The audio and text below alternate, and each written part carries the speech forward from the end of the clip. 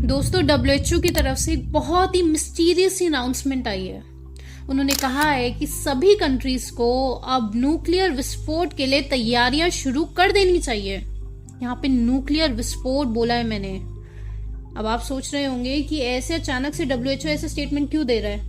अभी तक तो बोल रहे थे कि डब्ल्यूएचओ स्टेटमेंट दे रहा है कि पैंडेमिक हो रहा है, डब्ल्यूएचओ बोल रहा है कि कोविड-19 फैल सकता है, डब्ल्यूएचओ बोल रहा है कि मंकी पॉक्स वायरस फैल सकता है, और अब अचानक से डब्ल्यूएचओ बोल रहा है कि न्यूक्लियर विस्फोट की तैयारी शुरू कर लो। न्यूक्लियर विस्फोट है, कोई सुतली बॉम्ब नहीं है, कोई ये मुर्गा छाप नहीं है, बल्कि न्यूक्लियर की तैयारी शुरू कर लो। और साथ में सभी कंट्रीज को अर्ज कर रहा है कि उन मेडिसिन की स्टॉक पाइलिंग शुरू कर दो जो प्रिवेंशन के लिए इस्तेमाल की जा सकती है। किस चीज का प्रिवेंशन? जो न्यूक्लियर के दौरान रेडिएशन रिलीज होती है उसे प्रिवेंट करने के लिए डब्ल्यूएचओ ने एक लिस्ट ऑफ मेडिसिन निकाली है और सभी कंट्रीज को अर्ज कर रहा है कि उसकी स्टॉक पाइलिंग आप शुरू कर दो।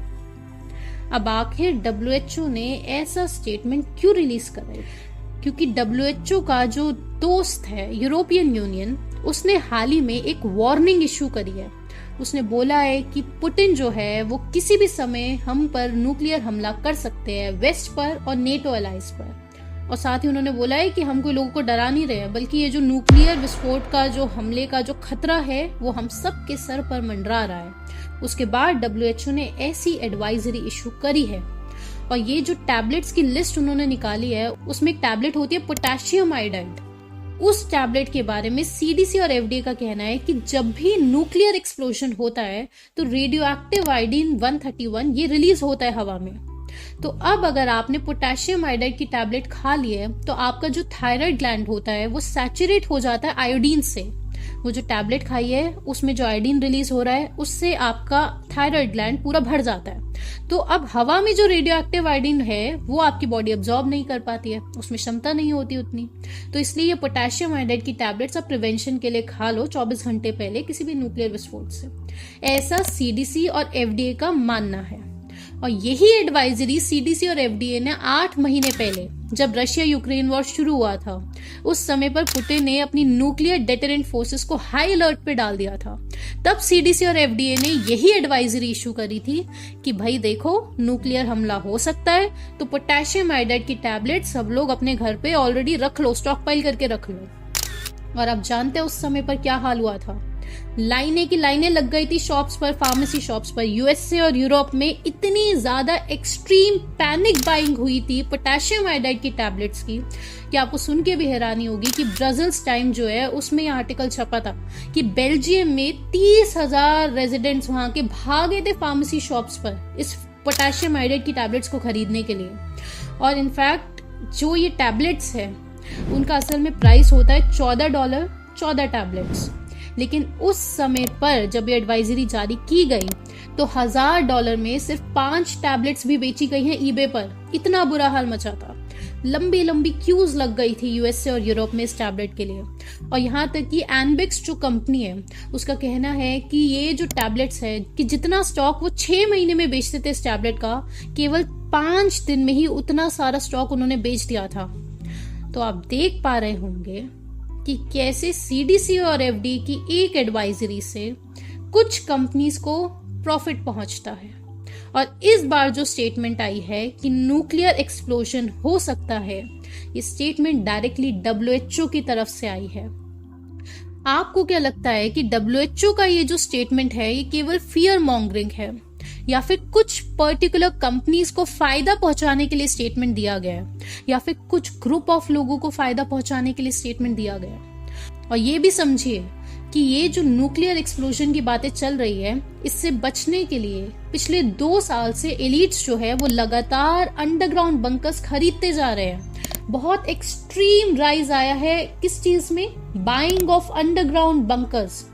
अंडरग्राउंड बंकर्स यानी जमीन के 20 फीट नीचे घर बने हुए हैं और उनमें सभी फैसिलिटीज मौजूद होती है। मतलब वहां पे full electricity, internet, online school, swimming pool, bar, सारी फैसिलिटीज मौजूद है। 6 महीने का खाने का स्टॉक मौजूद है। Finland's bunkers have everything you can possibly want. A floorball pitch, a gym, a cafeteria, a car park, and even a children's playground.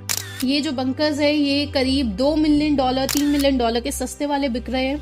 और जो महंगे वाले होते हैं वो $20 मिलियन के बिक रहे हैं, और एक्सट्रीमली इंक्रीज हो गई है इनकी बाइंग पिछले 2 सालों से। तो एक तरफ एलिट्स जो है वो इन अंडरग्राउंड बंकर्स को खरीदते जा रहे हैं, वहीं दूसरी तरफ WHO की ऐसी एडवाइजरी इशू करना।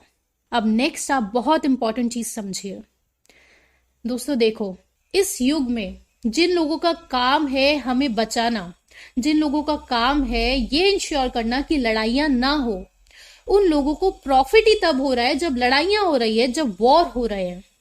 ये एक बहुत ही अजीब बात है और इसी को कहा जाता है वॉर प्रॉफिटेरिंग। आप यूएसए के उदाहरण से समझिए।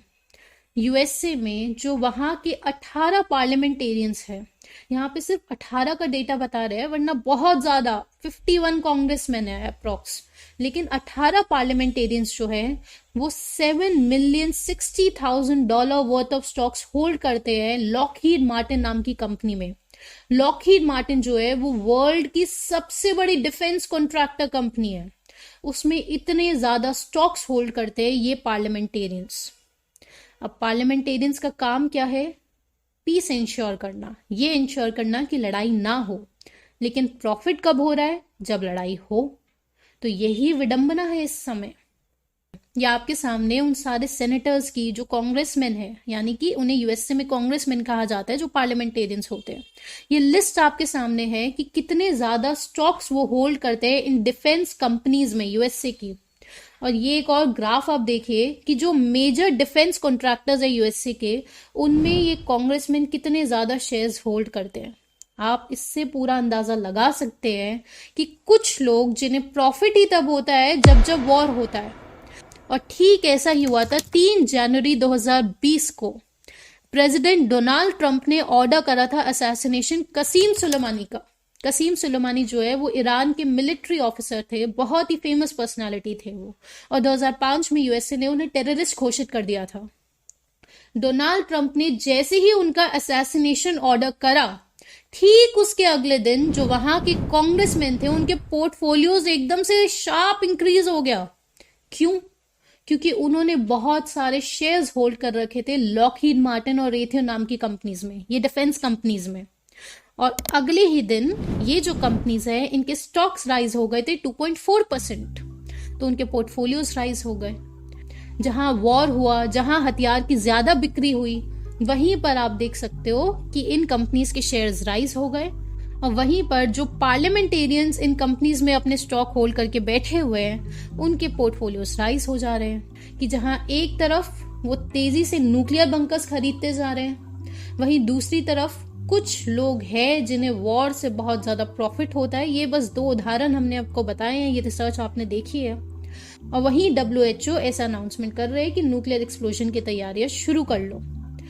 आप अपना ओपिनियन हमें कमेंट करके बताओ कि आपको क्या लगता है कि ये जो WHO स्टेटमेंट्स दे रहा है ये सिर्फ फियर मॉन्गरिंग है, ये सिर्फ आम जनता का ध्यान भटकाने के लिए स्टेटमेंट्स दी जा रही है कि हम लोग टीवी पे जाके चिपक जाएं और न्यूक्लियर हो रहा है या नहीं हो रहा है इस डर में बैठे रहे, और जो बाकी असली मुद्दे हैं उनसे हम अपना ध्यान हटा लें, इसलिए ये स्टेटमेंट्स दी जा रही हैं।